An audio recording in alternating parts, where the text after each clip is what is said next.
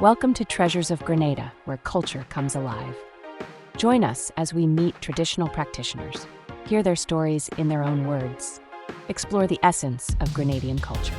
From folklore to crafts, experience our traditions. Join us on this unforgettable journey.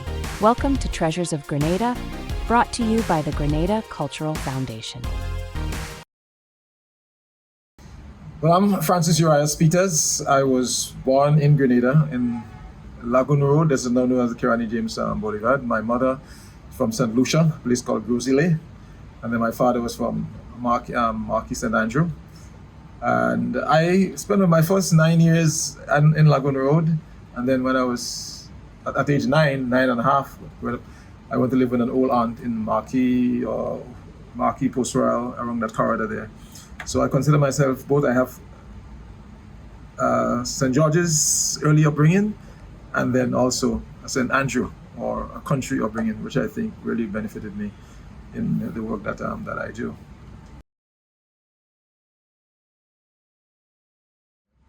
Well, I never thought, if I had to think about my own life, I never ever thought that I would have ended up in theatre. Never thought I would end up being a playwright. So I always say here that the theatre found me rather than me seeking after it. But I think what has helped and contributed was my formative years. My father was a storyteller. He also played the quattro. He was a very creative man.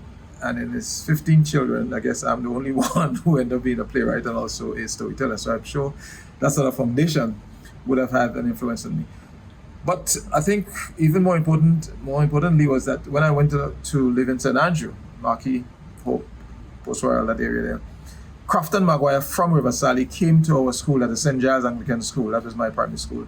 He came every Friday to teach us folk songs. And somehow I believe here that was the important factor for my appreciation for the folk. And my upbringing and growing up in the country, I had to go to the garden. We went to experience the prayer meeting. I used to hear the shortney chants they practicing, the jab. I went to prayers.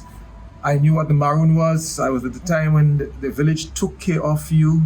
There was that traditional value which embraced me. So even now when I started through the church, start working on plays, experimenting, I realized I had a lot to draw from my country upbringing in order to create my cultural vocabulary. So I think that the upbringing in the 60s and the early 70s in St. Andrew, that actually created important information for myself as a playwright. But I must say the interesting thing also was that I went to GBSS. I had no interest in theatre, no interest in drama. I mean, I barely did literature, English language. I was not bad at the subject, even history, but still I didn't like school. I liked sports. It was after when I became a member of the Berean Bible Church, because of the American missionaries, they encouraged music and drama, especially around the Christmas time and the Easter time, where we did cantatas and we did dramas.